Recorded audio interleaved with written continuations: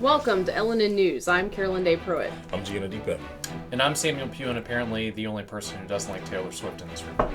It's been a busy week in the Tri-Cities, and we have a lot in store for you today's show. That's right, Sam Pugh, who does not like Taylor Swift.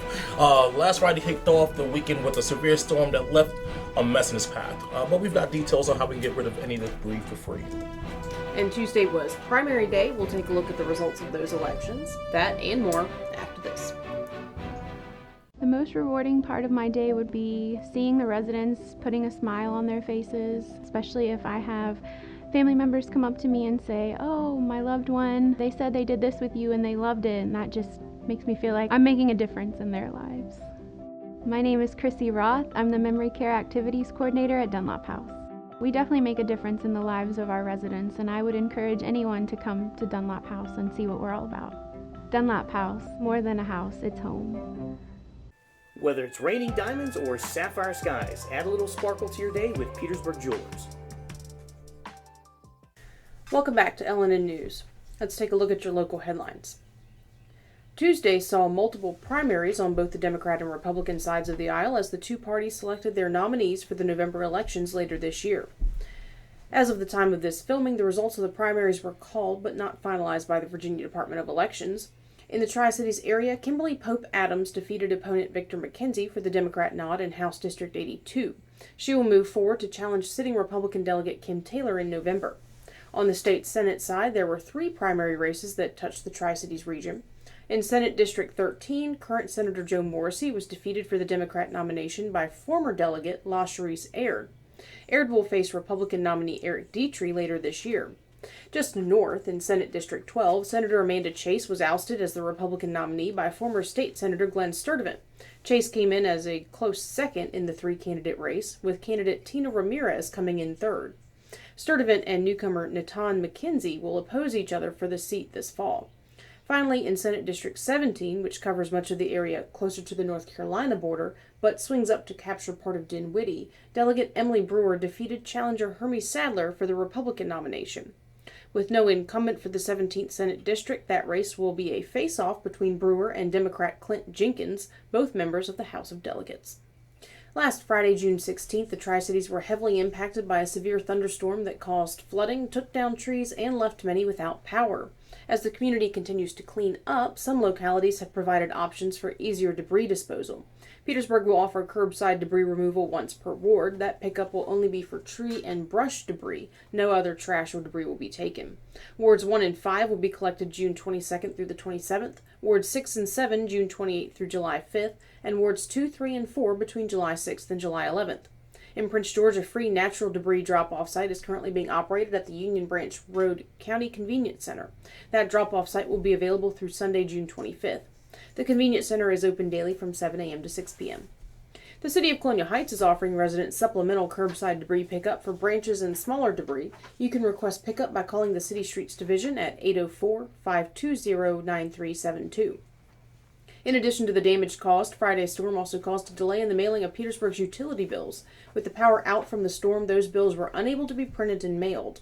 The bills were rescheduled to be sent out on Wednesday, June 21st. Because of that delay, the utility payment due date has been pushed back from July 5th to July 7th. Charges have been dropped for 2 of the 10 individuals charged in the death of Ivo Otieno.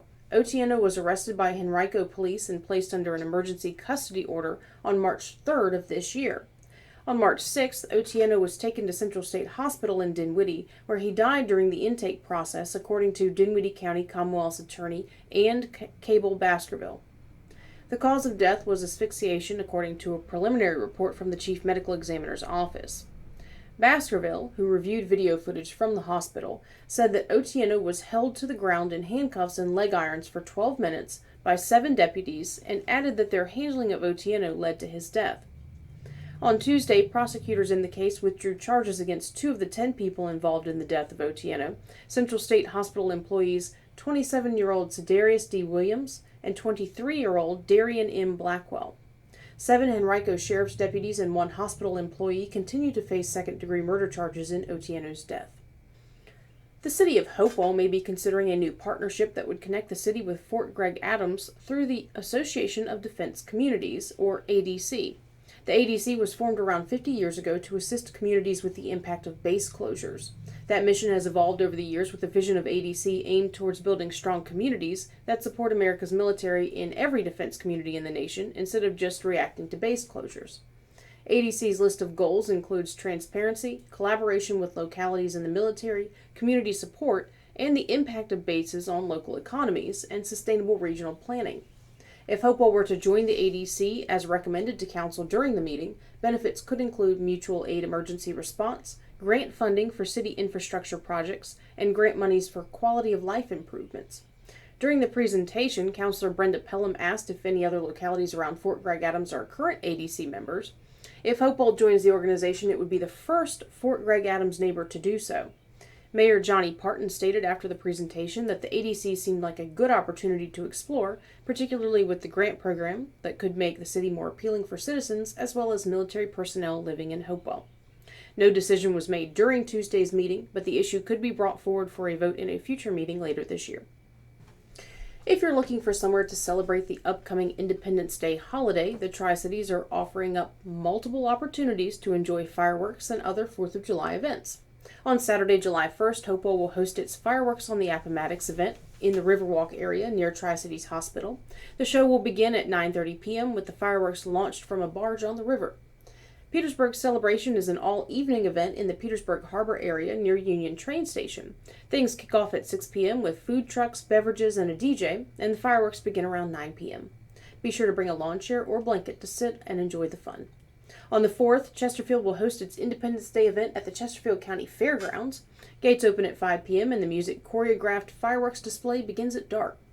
There will also be live music, food vendors, and a kids zone with inflatables. Blankets or lawn chairs are also recommended for that event.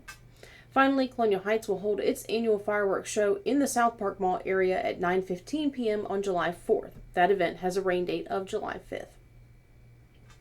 The Petersburg Cavaliers are knocking at the door of a second championship. With their win this past weekend in the East Coast Basketball League's Northern Conference Championship, the Cavs are headed back to the league's championship for the second year in a row. Petersburg defeated the North Carolina Capitals 147-121, with 7 Cavs scoring in the double digits. Walter Williams led the team with 21 points. The Cavs will face the Carolina Thunder, who defeated the Primetime Players in the Southern Conference Championship 128-112. The championship game pits one of the league's most balanced offenses, with 6 Cavs scoring double digits on average per game, and the league's leading rebounder, Cavalier Tavon Neely, against 2 of the league's top 25 scorers in Dion Berrien and Sharam King. The boys from the Berg will travel 6 hours south to Latta, South Carolina for this year's championship game, Saturday, June 24th. In Colonial Heights, the Tri-City Chili Peppers started the 2023 season with a thunderous bang, winning the first 7 consecutive games of the season, banking victory after victory against strong competitors such as the Holly Springs Salamanders, Wilmington Sharks, Wilson Tobbs, Greenbrier Knights, Peninsula Pilots, and the Native American national team. However, after such tremendous success, the Chili Peppers nosedived, losing the next 5 games and breaking their winning streak with a losing streak. However, on Father's Day, Sunday, June 18th, they came back with an amazing victory over the Wilson Tobbs with a score of 16-6. The game saw the Peppers offering up home runs, stolen bases, and even a grand slam, ultimately ending the game early. But time will only tell if the Peppers' win on Sunday breaks their downward spiral for good. The team faced the High Toms of North Carolina on Thursday and will battle the Morehead City Marlins at home on Saturday, June 24th. That's it for this week's LNN News headlines. We'll be right back with sports. It's time you heard the best fried chicken doesn't come out of a bucket or a box. You'll find it fresh out of the deep fryers at Breeze Inn. Virginia's finest chicken. Succulent, juicy chicken with a crispy coating. Hungry for more? Try our pulled pork barbecue, real Philly cheesesteaks, and mouth-watering burgers. Home to Virginia's finest chicken. And oh yeah, we've got a convenience store too. I love being at home. I mean, you do get a lot done. For instance, I just got pre-qualified for a home loan online with BSV. So be a homebody.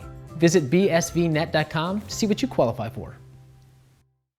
Welcome back to LNN News. Sports is next. Take it away, G Unit. I'm G Unit apparently. All right, so today we're going to give you guys an update on Ja Morant. Now, remember last time when we spoke about this, I guess it was last month, Ja was catching a lot of fire for showing a firearm in the video. Is that funny? No pun intended. Pretty good. I try. Not great. Not great. I do agree. It's good. I do agree. All right, but anyway, so John Moran was catching a lot of fire last month for a video that surfaced of him listening to music in his car and wielding a firearm. Now, for most people, the video in itself was not a major issue because obviously there were no laws broken, no one got hurt or anything like that. But the issue was that this came only 2 months after him receiving a suspension for an incident similar to this, where again he was on Instagram Live in a Denver nightclub in public wielding a firearm. Now, Denver police did do a investigation and they determined that no laws were broken, which is interesting because I would assume that firearms are not allowed in nightclubs by civilians unless you're. But that's a private rule. Yeah, so. it may be up to the club. Okay. Gotcha. That makes sense. But the NBA had to do their own investigation as well because he was on an NBA sanctioned trip, meaning that he was out in Denver on NBA business. So according to the NBA, you're not allowed as a player, coach, staff, or anything like that to bring a firearm into the arena or on an NBA trip, like whether you're going to play a game, build houses for Habitat for Humanity, whatever the case might be. You're not allowed to bring a firearm. So they have to conduct their own investigation. Now, John Morant, again, did receive an 8-game suspension after that situation for conduct that will be detrimental to the league, right? Again, no laws were broken or anything like that. They did determine that he did not bring the gun on the trip with him. The gun was brought to him. They did. That's not great either. That's right. But apparently, the gun was brought to him by friends who came out to celebrate with him after losing the game against Denver at the nightclub. Right. You look confused. What's up? I mean, it's just none of it's good. when I think about like getting ready to go out and have fun, like you have to have your accessories, especially if you're a girl, you have to have your accessories. Of course. But like, gun definitely does not fall into that category. Yes. Like, I need you to bring me. Right. You're like earrings, check. Watch, check. Necklace, check. Gun, check. No. Wait, I do that. Oh, there we go. Perfect. Anyway, let's move on. Right. So, first thoughts though. Again, before I ask any questions, recap. I guess thoughts on the recap. Okay, I wrote down 2 things. Number 1 is dumb. Awesome. Number 2 is why. I have those 2 things written down as well. Did you cheat on my test? Okay, so can you imagine like Henry Kissinger or Justin Trudeau like at some kind of like confab, and all of a sudden like they pull out guns and they're like, "What's up, bro?" Like. Do they go to the club? Wait, oh yeah, they go to the club. Henry Kissinger. Trudeau. Super fun in the club. Touched my butt. Wait. Is that a lawsuit? Not if you allowed it, Sam. Allegedly. Not if you allowed it, Sam. So, but I mean, my goodness, like, what possible? Like, why do people do this? Like, why do they brandish firearms through social media? I mean, like, it just seems so counterintuitive that like, what does it prove to anyone that guns exist? Yeah, it's like me holding up the toaster, and I'm like, check out the toaster. toaster. People have all sorts of, you're not whipping At this out point, a everyone has Birkin guns. bag or something. Right. So. Right. So obviously you guys don't agree with it. I mean, I don't know. I don't think that I found anyone who did agree with it. But bringing it back, right? There's so much to lose. Absolutely. Don't disagree at all. So again, and even in that situation, most people with the first incident in Denver, most people didn't find too much of an issue with that. The problem was that it just came after a string of other alleged incidents where he was brandishing firearms or threatening other people. One being brandishing a firearm when during a physical altercation with a 17-year-old YouTuber who came to play basketball at his house. This is all alleged again. Responding to a call from his mom at a mall where she had a dispute with a Foot Locker employee. He comes to the mall with 8 of his friends, and they threaten this mall security. Finally, he gets off, allegedly, right? Next incident against the Indiana Pacers during a basketball game, a dispute breaks out on the court, allegedly. The dispute did happen. We did see that. But apparently, after the game, John Morant and his friends approached the Indiana Pacers players as they were leaving, looking for another dispute or another altercation, leaving them, going to a car, and then security for the Indiana Pacers state that they see a red beam or red dot from the car that they got into, pointing at themselves and A laser. the players. Yeah, A laser. pretty much. So they indicated that they were pointing a gun at them. Again, all alleged, right? So after those incidents, then we have the firearm video in Denver, and then of course 2 months later, the incident in the car where he's showing his firearm again on social media. Now, the first incident he was showing, he himself had the phone in Denver, and he went live himself. Clearly intoxicated, and people had a problem with that. You could hurt yourself, somebody else. Second incident in the car on the vehicle, his friend had the video, had the phone, and showed him on social media with the firearm. So now, because of that, he has now been suspended for 25 games out of an 82-game season. You guys think that is fair? I've argued in the past that you should overlook people's, foibles in professional sports because you don't need them really to be role models for them to be an asset to a war simulation. But this guy's an idiot. I mean, my goodness gracious! Like, just get this guy out of here. Like, there's two kinds of people in the world. There's people who would brandish a firearm, and there's people who really wouldn't. Right. And I'm pretty sure that people who would aren't stable. Right. It's just, my goodness. So, go ahead, CD. No, I mean, I agree that it is a lot of games, but it's not even half the season. I don't know. I've heard some people, I've listened to some people talk about this, and I've heard some people, in particular a former professional athlete, who said that he felt it was not fair, that it was too many games. Okay. But I'm kind of like, well, he's at this point, this is like an ongoing thing. This is a repeat thing. What's going to get it through his head, because what they've done so far with the 8-game suspension and all that is clearly not gotten the message through to him that he needs to watch his behavior.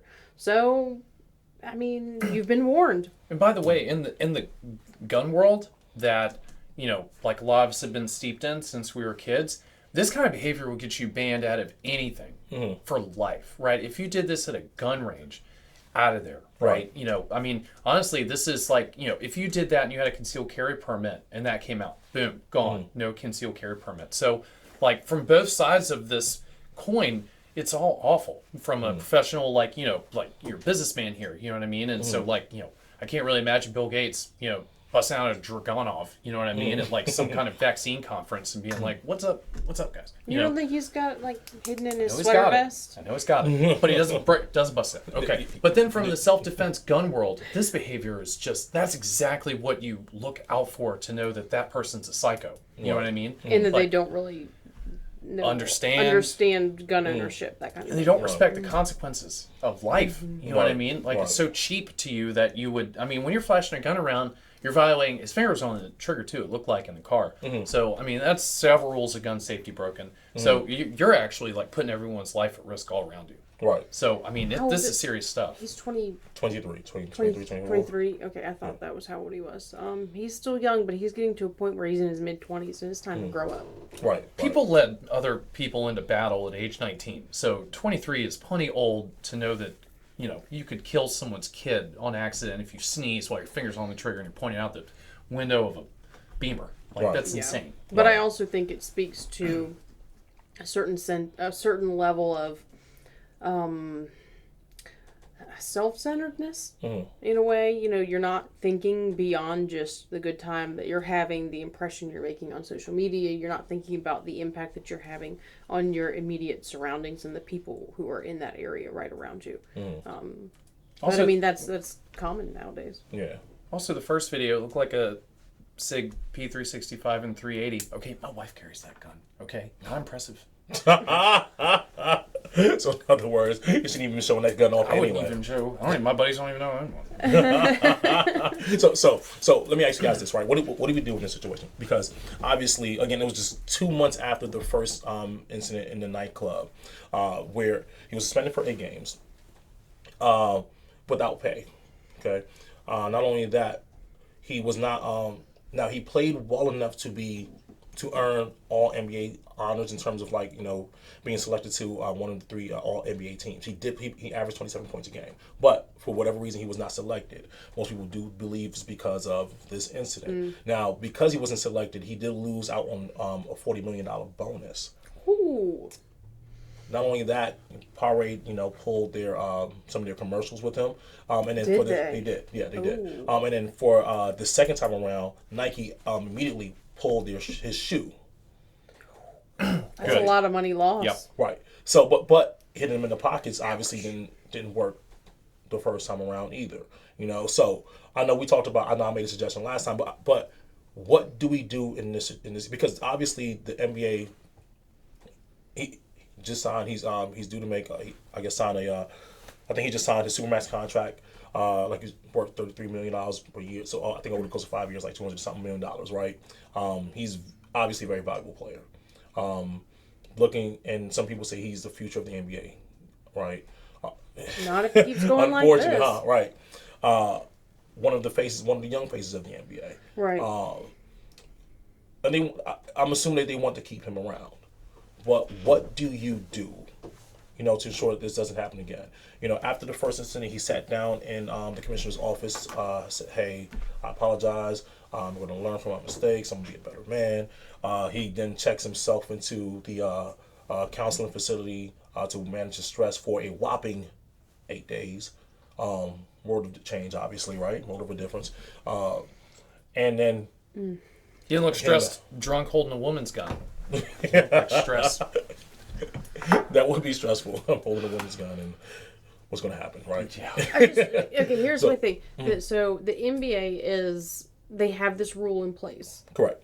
He has broken it. He's violating their rules. At this point, he's not doing anything illegal yet. At this point, it's up to the NBA to decide how are we going to move forward? If we want to keep him in the NBA, how are we going to move forward? Are we going to change our rules? Are we going to, what are we going to do? They're in a tough position because if they boot him out, then they're losing, like you said, possibly the up and coming face of their league. So I don't envy them being in that tough spot. Right. That's difficult. But I think that they've made a decision on how. I do believe that the NBA is protecting him because they do feel as though he's going to be the future of the league. They gave him a 25-game suspension. In my opinion, I don't think that was enough. Not only that, yes. Yeah, a year at least. Right. Yeah. Right. I don't think that was enough, in my opinion. Not only that, they gave us a very vague, a very vague plan of action in terms of what he has to do to then return back to playing. He has to complete a program, and that has something to do with what. That's what it was. There was no real definition of what the program. That has So to he do could with go and learn how to play hopscotch in a program and then right. come back. So there was no explanation. There was no actual detail on what kind of program he actually had to partake in and participate in order to return back to the league. To me, that raises the question of if this was another player doing this, who was not seen as the potential future of the league, He be playing in China.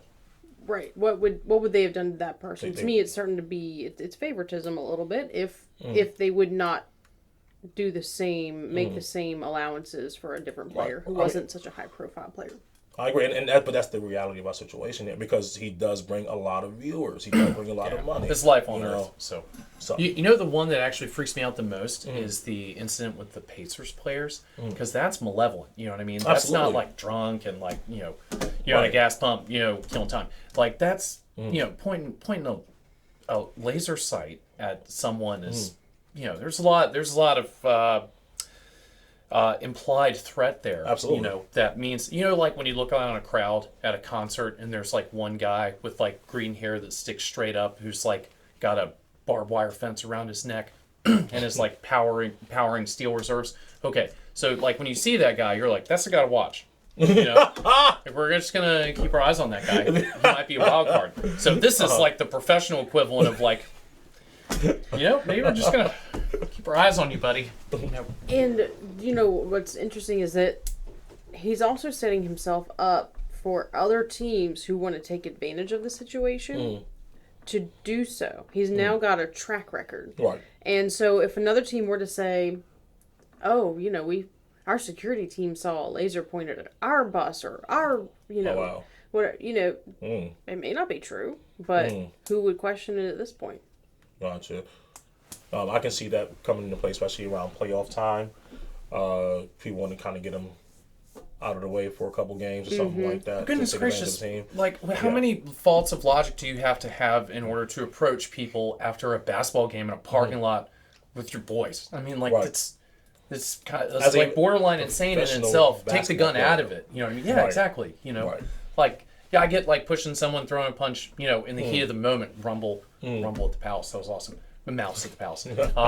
But I mean, after the game, like you're not going there to be like, hey man, you know, we're both professionals. You know, don't step on my toe again. You know, like that's not what that conversation was. No, and absolutely not. showing up at the mall with 8 people to fight some poor Foot Locker Paul employee. Like, yeah, like this is a guy to watch. Absolutely. So again, question: What do we?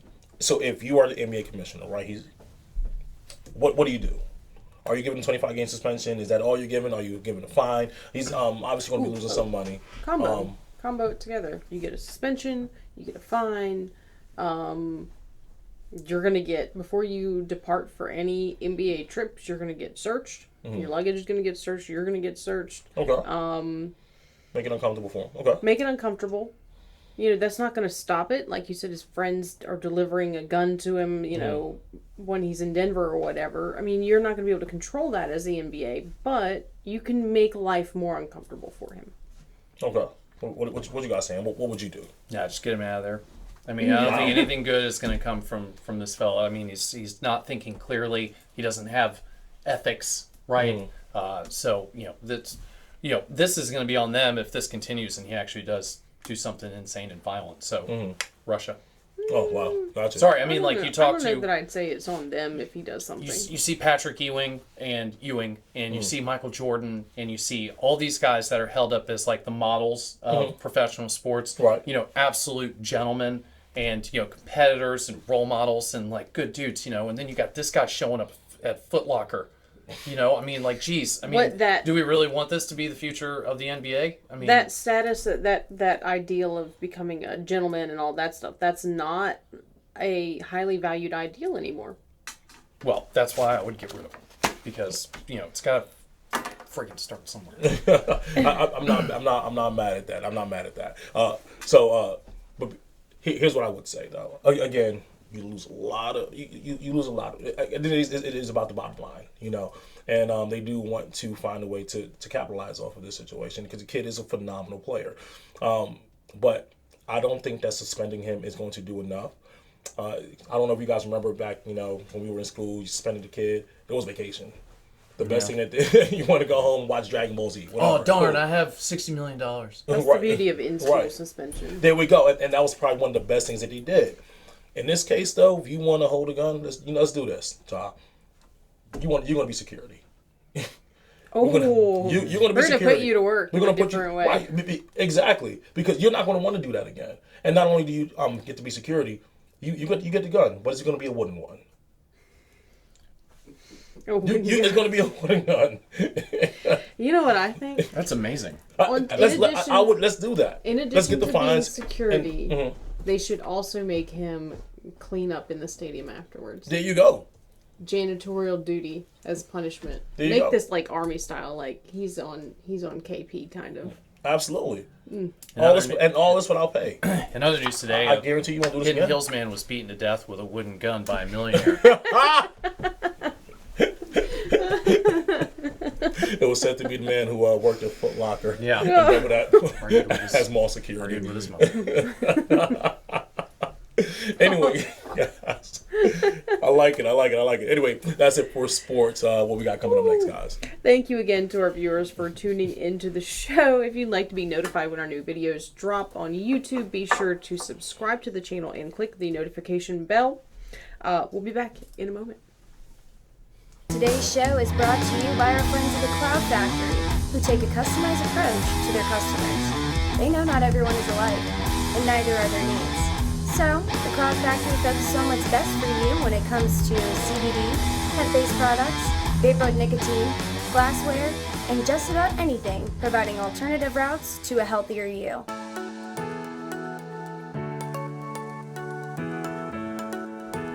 Yes, you can still get haircuts, colors, highlights, waxing services, everything that's going to make you look great right here at the Apothic Company.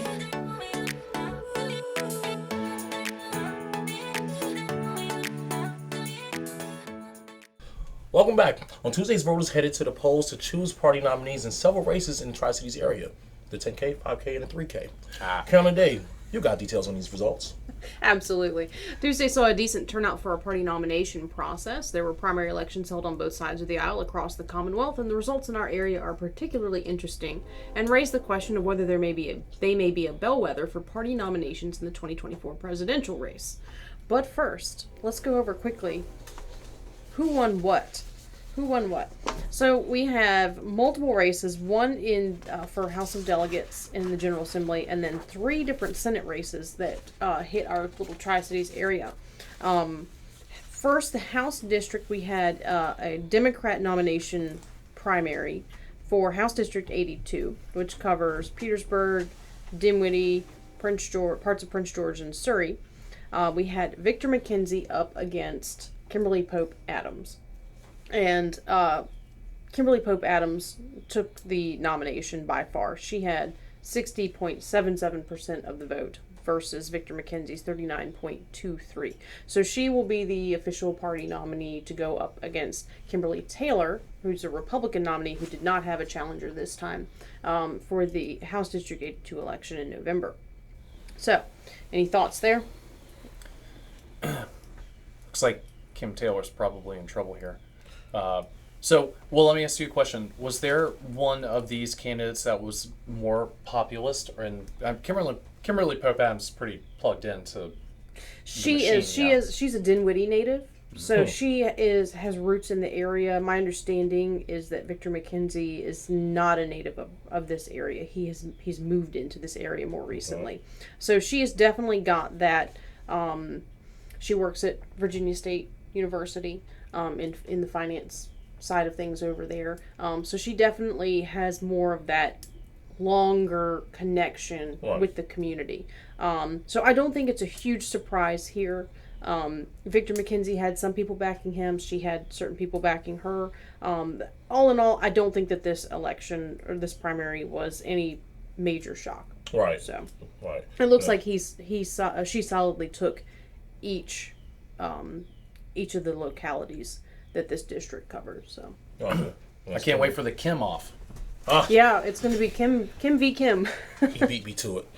Oh, all right. All right, let's move to some of the more controversial races. We've got Senate District 12. That is Colonial Heights and then Chesterfield. And this was a 3-candidate race with Glenn Sturtevant, Amanda Chase, and Tina Ramirez. And Amanda Chase is, of course, the sitting senator for this district. So she was being challenged for her own party's nomination. And she lost. She lost to Glenn Sturtevant. He got 39.47. All these numbers are as of the time of the recording. These will all be finalized by the State Department of Elections over the next few days. But Amanda Chase, so 39.47%.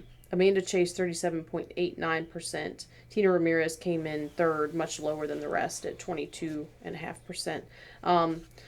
The big news, I think, here that has broken is that Amanda Chase has come out and said that she will be challenging the results of this. So we're looking at possibly recount. She's not giving in. I would say it was fairly close. Fairly close, yes. I think it came down to, I don't know if they've calculated in all of the early votes yet, because they have a certain period after Election Day that early votes that are mailed in, like absentee ballots, can be counted. So the final count came down to like 350 votes, something like that, which seemed like a small number. I think in a general election that's a small number.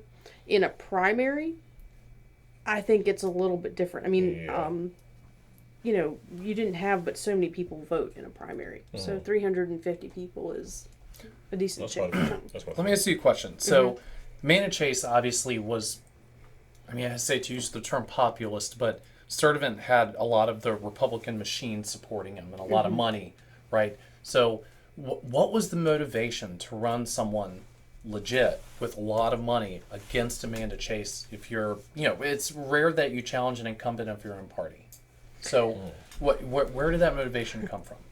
I think a lot of it has to do with the role that Amanda Chase has played in the Senate.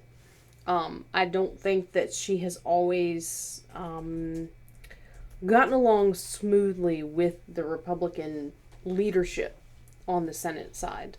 She has kind of been an outlier. At one point, she lost her status, her title as a Republican. So she and Joe Morrissey, who we'll talk about in a few minutes, they both are kind of the outliers. They're the ones who are kind of in between, not necessarily sitting right in the middle of their caucuses on each side of the aisle. So I think that maybe perhaps the Senate leadership is looking for somebody who is easier for them to work with, that they can kind of control or manage a little bit easier. How do you lose your title as a Republican? How do you... You don't renew your membership in your local Republican committee. Well, and they can vote you out, right? So you lose support of the infrastructure that the party has, right? So like, the technological support, the volunteer groups and, stuff like that. So, because the party does all kinds of things to help you in your general elections, especially against the other side. And, so if they expel you, you're not getting them. So she was kind of pushed out of the party because of various things. If you back the opponent of a Republican candidate, you're going to probably get pushed out. That not kind of thing. So she's there's a long story there behind that, but yeah, she got kicked out of her home committee in Chesterfield. Awesome. So what you're saying is that you lose the right to represent the party, not necessarily the right to be a Republican. You don't lose your seat. You've won that as an individual. You're not losing your seat in the state senate. You're just losing your membership in your local branch of the party. Okay. Yeah. The reptiles who run the party won't give you money. Gotcha. Awesome. Allegedly. Thank you for breaking that down to me. So it's going to be interesting. Glenn Sturdivant is a former state senator. He was in pre-redistricting. He represented more of like the Richmond area. Mm-hmm. And so it's going to be interesting to see him represent, if he gets elected, to see him represent a much different area, like Colonial Heights. Colonial Heights is very different from Richmond. So this is going to be an interesting thing to watch. And Glenn, we'll see how the outcome of this challenge, what happens there. Amanda Chase was saying that she does not trust the machines that the votes were tallied on. We have echoes. I'll say it sounds familiar. Echo in here. Did you say Sean Hannity? So it's going to be interesting to see what the result of that is. I personally, if I had to predict it, I would say that Glenn Sturdivant probably will still come away with the nomination.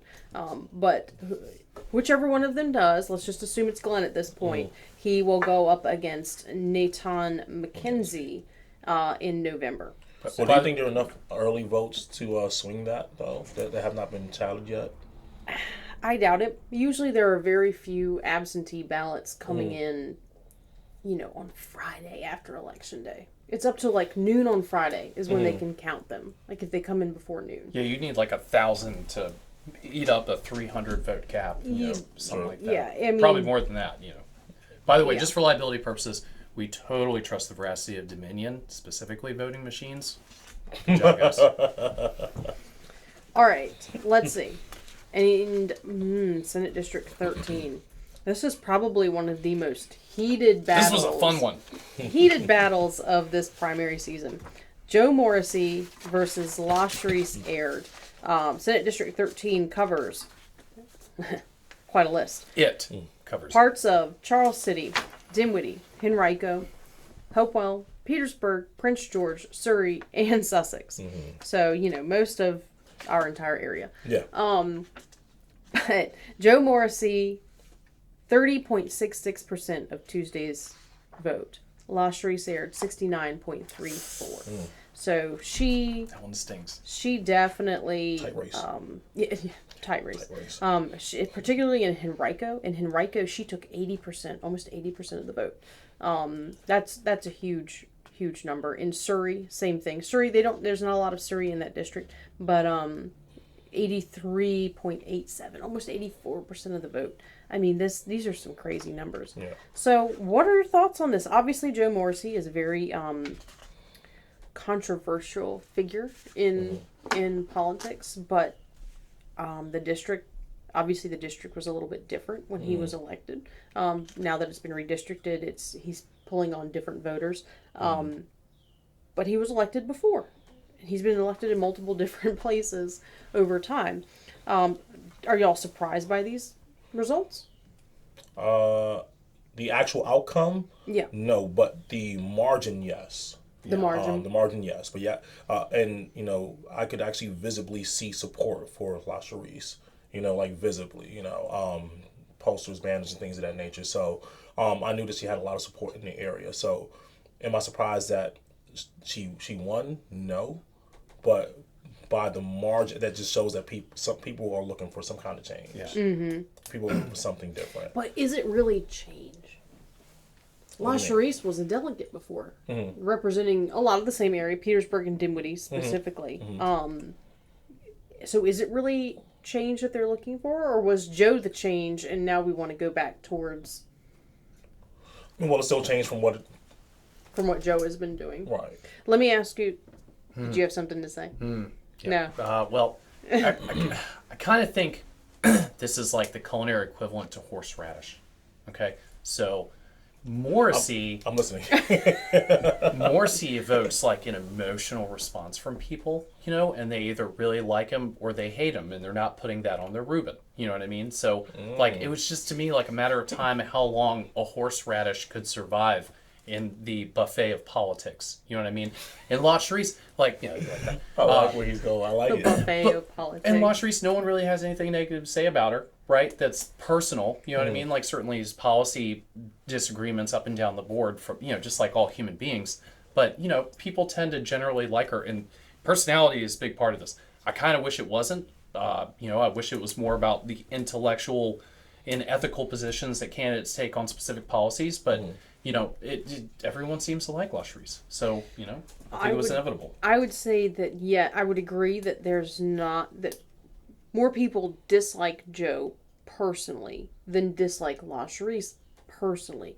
But a lot of the complaints that I did hear about LaSharice was when she was a delegate, she was not in the district. She wasn't really in the district talking to people, helping to resolve issues, those kinds of things. So that was the major complaint, was more about her service in her previous role rather than a personal thing. I think a lot of people, yes, with Joe it's personal. A lot of people who were against LaSharice did not care for her lack of, or appeared lack of effort and involvement. But that's questionable because, I don't look at my state delegates to solve my zoning arguments in my town.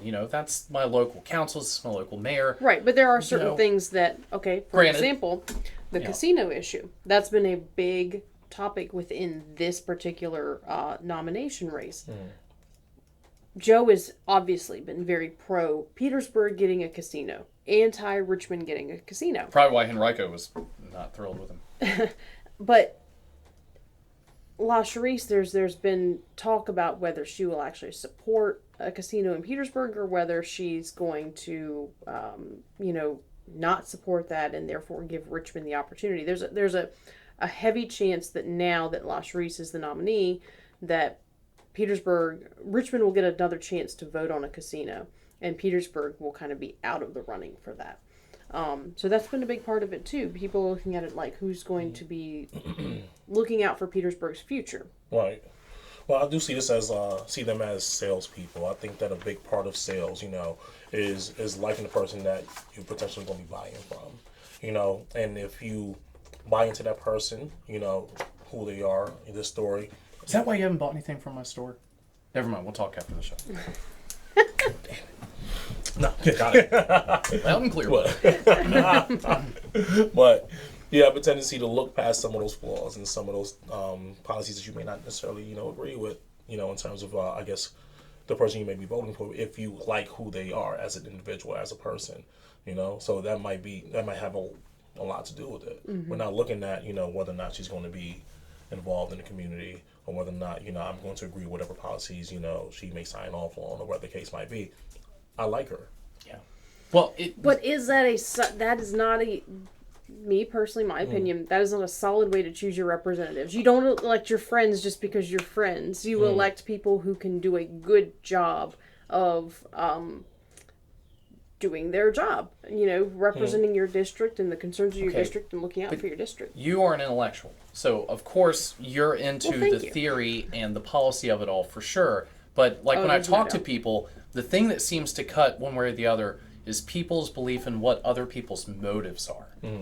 Which is why I think it's kind of easier to trust populists, because if your opinion puts you on the outs with your state party, you're like, okay, this guy doesn't have anything, or this lady doesn't have anything to gain from this, so she must actually believe this, and she must be acting in good faith. Where a party guy marches in and is like, no, yeah, we should totally, let the banks loan money out at 25% interest and not actually pay for the money once they get it. And you're questioning okay, well, who's doing it to this guy's campaign? So, with Morrissey at least, because he was on the outs with, his colleagues so much, I think people kind of trusted that his motives were pure. So I guess that's one thing you could say about LaCherice is what are her motives? Does she want to climb the party hierarchy here and have higher office? Or does she want? Well, I think that's already demonstrated. She went from delegate, now she's running for state senate. That's clearly a climb. Sure, but it's that might have just been necessary because she lost her delegate seat and this was open. She could have she thought Morrissey was probably a target-rich environment. So does she want to run for statewide office? And I'm not saying it's good, bad, or otherwise, but with Morrissey and Amanda Chase, really, because they were so against the grain of their parties. You kind of believe that they actually, felt in their heart what they were yelling about in your face. Okay, so let's put a pin in that for a moment. I want to come back to that, but let's go over the last Senate district, and I think this is going to kind of play into some of the conversation around what you're saying. Let's go racing. Senate District 17, which, I mean, if you thought that the locality list for Senate District 13 was long, this is even more ridiculous. So we've got this district encompasses all or part of Brunswick, Chesapeake, Dinwiddie, Emporia, Franklin, Greensville, Isle of Wight, Portsmouth, Southampton, and Suffolk. So that's a lot. Yeah. Hermie Sadler was challenging delegate Emily Brewer. I guess they're not really challenging. They were both running for this. This is an open seat. So there's no incumbent in this Senate seat. Emily Brewer is a delegate in the House of Delegates. Hermie Sadler is a newcomer. I think a lot of people looked at Hermie as the populist, more of the outsider coming in who doesn't really have, he's got, his brother is the famous race car driver, and the family is well off enough that he does not need this, I don't think. I imagine he was probably doing it more, like you were saying, out of the goodness of wanting to represent their district. But Hermie, 41.23% of the vote. Emily Brewer, 58.77. So clearly not as wide of a race as Morrissey versus Aird, but solidly on Brewer's side. And this raises the question for me. We've got Amanda Chase probably losing the nomination. We have Joe Morrissey losing for sure the nomination in his Senate district. And now we have Hermie Sadler losing against what many considered the establishment sort of candidate in Emily Brewer. She was endorsed by Youngkin, etc. what does this mean? What does it mean for these individuals who are, especially Chase and Morrissey, who have a track record of being in office? And what does this mean in terms of people voting for populist candidates versus establishment candidates? And then how does that play into our presidential nominations for 2024? Okay, so there's a law in physics called the law of entropy, right? So everything you have to constantly maintenance and constantly organize, or everything splits apart into chaos. That's why a house So- is always a wreck. Correct, Amundo. Sorry, Catherine, I'll get to work when I get home. Okay, when you have populist like uprisings, they're almost always doomed to fail because there's so much entropy in them, and there's not like organization. As soon as you try and put some organization into it, then people accuse that organization of being the exact thing they're fighting against, right? People don't like hierarchies from a populist point of view. That's why Libertarian Party never Correct. never does anything. Yeah. It's a waste of a vote. 3 times. So, okay.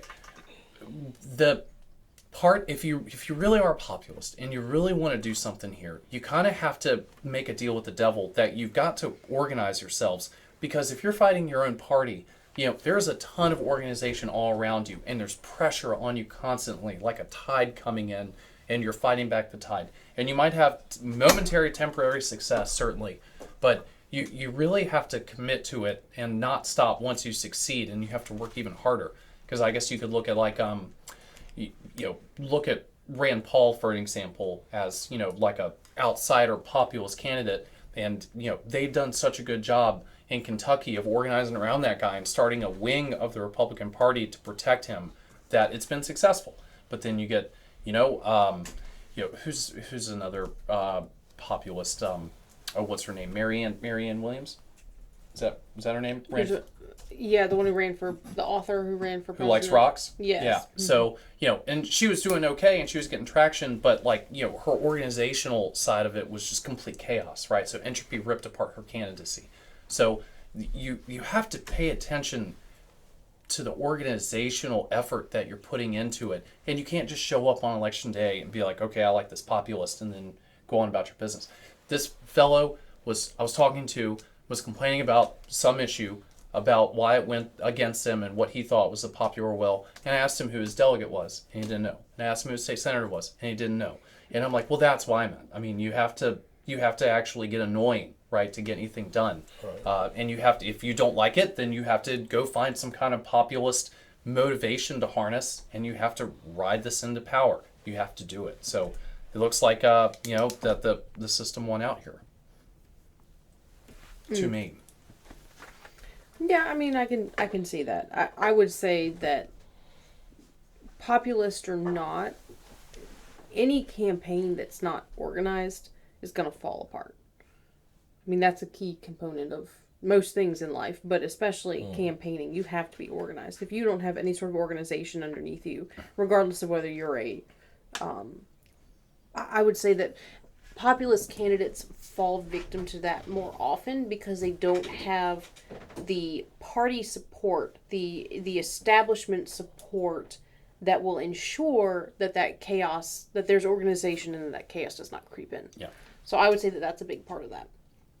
Military history has a parallel here, and it's kind of like, you talk to any like professional, all these campaigns are fought with logistics, right? So like, can you get water up there? Can you get blood up there? Right. Can you get ammo? Okay, that doesn't, the tactical moves you make and like what positions you take on specific policies as a candidate can come and go, but it's about the logistics. So like these populist candidates are like little guerrilla groups in the mountains, every now and then you win one, but like we had to, we as, the American Revolution had to have the French come in, or we're getting stomped. So, like even we needed, a system to come in and help us in our populist uprising. So, yeah, it's just the way it is, I suppose. So let me ask y'all this now.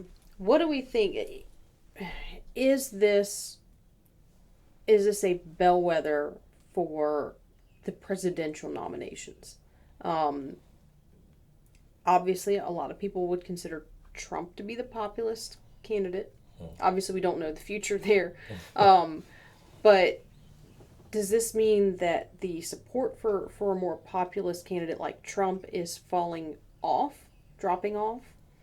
And if so, who would be likely to step up into that position if it's not going to be Trump? Trump's obviously leading in the polls everywhere. But if this is a bellwether and it's not going to be this huge populist movement to support a Trump, what do we think is going to happen? I don't think they're connected. So there's people who are involved You don't in think they're national connected politics. at all? I don't think this is really a bellwether, and I don't know if you have data on that. Love to see it, but people ask about your state's primary run is a much more obscure event in life than a presidential election that's shoved down your throat for 4 years. So like I talk to people all the time who definitely have opinions on Trump that don't even know who LaSharice Aird is, So, I don't think we can really draw like a concrete conclusion from this. No, I'm not saying a concrete conclusion, but Sure, is it an or indicator? Meaningful Is it an conclusion. indicator? Because you're looking at the people who vote in primaries are usually your most politically involved and aware people. Yeah. Right. So if they're the front runners in this race, they're the ones who are running out here, who are looking at these things first. To me, they can be used as a sort of sign of the atmosphere for all the other runners in the race who are not going to vote until November of 2024. You have stages of that. You're going to have people who voted in this primary. You're going to have people who didn't vote in this primary, but they'll come out and they'll vote in the presidential primary because it's a higher profile thing. So there are like stages of voters. Like you have groups in a race. The really politically active people are voted Tuesday. And then you'll have some more of this little group in the middle that'll vote for the presidential nomination. Then you have everyone who's going to vote in the general election. And then you have like people who didn't even sign up for the race. They won't I vote. vote American Idol. So, but I think that's one of the reasons as to why this could not be an indicator, simply because you have so many more people who are participating in the presidential race and elections that is enough to swing either way. So I don't. Well, presidential elections are generally determined by that 20% in the middle, right? The people, 40% going to vote for Trump, 40% going. 40% going to vote for Biden, assuming Trump gets the nomination. So it's the 20% in the middle. Those are the exact people who are not voting in this, Right. By definition. So, no, it's wild. As far as the populist motivations here, if it's not Trump, I think it's going to be Vivek Ramaswamy. Maybe not this year, but over the next 10 years. Because he's come out of nowhere, and he's every day more and more people know about him. So that would be a fun one to watch. And honestly, RFK Jr. Okay, I think he's polling over 20% now against an incumbent president, which is wild. So if you just had these guys, if Biden wasn't president, and you had these guys on a debate stage, obviously, Joe Biden is basically the equivalent to a humidifier at this point. So, I don't know if there's much competition there, but, that the numbers would be wildly different. So I would say as far as Ramaswamy, I would say that if he ever wants to be a genuine contender for presidential nomination, he probably needs to get his name out there a lot more. He's super young, super raw. Young, but also he's never even publicly toyed with the idea. Like when Trump ran, he didn't have a political, he hadn't been a candidate before, but Trump was already a well-known figure in our culture. Everyone had talked for years about, when is Trump going to run for president? When is Trump going to run for president? So it wasn't like nobody knows who he is, he's having to get his name out there kind of thing. His name was on big gold buildings everywhere. So this guy, no one really knows who he is, and he's not even toyed with the idea of playing. No, I'm saying it over the next 10 years because now he is, and now I know who he is, and my wife is sick of hearing about him. So, it's starting to percolate, and I'm not saying does the public accept this guy? We'll see about that. But just on basically a substance level, the guy's got charisma, and I mean everything he said makes sense at this point. So he's like the farm team prospect, you know what I mean? That's so let me ask you all this. Okay. Let's say RFK challenges Biden for the Democrat nod. And we have some declared candidates for the Republican nod at this point, including Trump. Chris Christie. Let me ask y'all, who would y'all think Who would you choose? Not who would you vote for, but like who would you predict is going to be the winner of the Democrat nomination and the Republican nomination? Who wants to go first? I mean, it's probably going This to be is- Trump, no Trump, matter what. yeah, Trump. You know, He's going to be running from jail. yeah. He could pardon himself though legally. Yeah, there we go. Yeah, I read that yesterday. RFK. Gosh, RFK would be awesome. Yeah. You think Yeah. so? I Even do though think so. because a lot of his ideas that I've seen out and about is more middle of the road ideas and thoughts versus Biden being a lot more further left. But when your competition is a what? What is Yeah, he's an air ventilator? humidifier. A ventilator. Poorly functioning. He has one more time to fall before it's just like, okay. I think he's a But candle. he was like that when he was elected to begin with. They just kept him hidden in a basement because of COVID. Okay, so I kind of... And people still voted for him, knowing that he was a little old man hiding in a basement.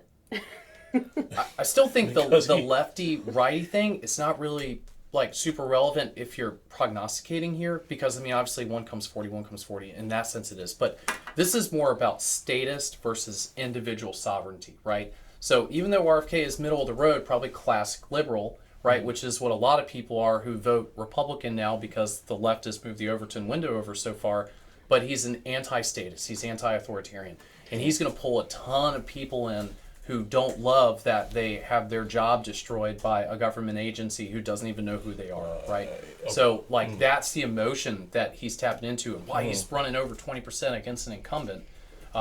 You know, not a great incumbent, granted, but, you know, that it's an emotional resonance there because you feel like that guy's fighting, you know, on the side that you are, and like he's one of the more outspoken ones doing it. And he's been doing it for a long time. But let's not forget the other dynamics that go into nominations, and that is the party involvement itself. You know, do you really think that the party, the Nancy Pelosi's and the Schumers and all, are going to let a newcomer in like that? Doesn't matter, right? Trump, right? Didn't matter what the Bushes felt about Trump. You know, he won and he took it over, and it started the Civil War. So I mean, like, it's Bushes still weren't happening. in control at all. They were. I mean, as an it was example. 8 years. The away donor from class, that. right? The donor class was not a fan of Trump. So, and he still won. You know, so Yeah, I'm not talking about the donor class. I'm talking about the people who actually run the party. The so party that's the leadership. donor class. Well, okay, let's say the upper crusties, right? The guys who will never talk to my buddy Kevin, the electrician. The okay, what? the crusties. So, you know, the Chamber of Commerce said. No offense, Mr. Brandt. So, okay. If you get enough populist momentum, that's what's powerful about a guerrilla movement, then it doesn't matter. You know, it's either them or, you know, you have to run it against, you know, a farm implement, you know, I mean, or whatever Biden is now at this point. You know, so, like, yeah, they'll have no choice. Like, do you want, you know, a leftist boot on your neck, or do you want, or vice versa, right? They're going to be like, do you want Trump again, or do you want to bring in a Kennedy and the optics that go with that? You know, it's not about like who you would prefer. It's about survival at that point. And you get back, I you know, guess I'm even Lindsey talking- Graham marched behind Trump. It was like, I like this guy. I guess I'm not. I'm talking more about the mechanisms. Like, they may not. A party can choose not to leave it up to the people to pick a nominee. A party can have a convention and close it off very much to Yeah, the general population. The Democrats do that because they screwed Bernie Sanders a couple times. So- that's true. That's true. So I don't mean, know. I'm talking. They can have a lot of control there. Yeah. But Super, anyway, super delegates. It's totally corrupt. It's wild. all right. Y'all aren't mad about that? We'll Any- talk later. Leave a comment below. Any final thoughts as we close this out? Or are we just waiting to hold our breath and see what happens? Twitter See what is happens. awesome right now. It is fun. It's going to be fun. Okay. So so that wraps up our talk for this week. So we'll be right back after this. Hi, I'm Dr. Sandy Elba. And I'm Dr. Adam Elba. We're chiropractors and we love what we do.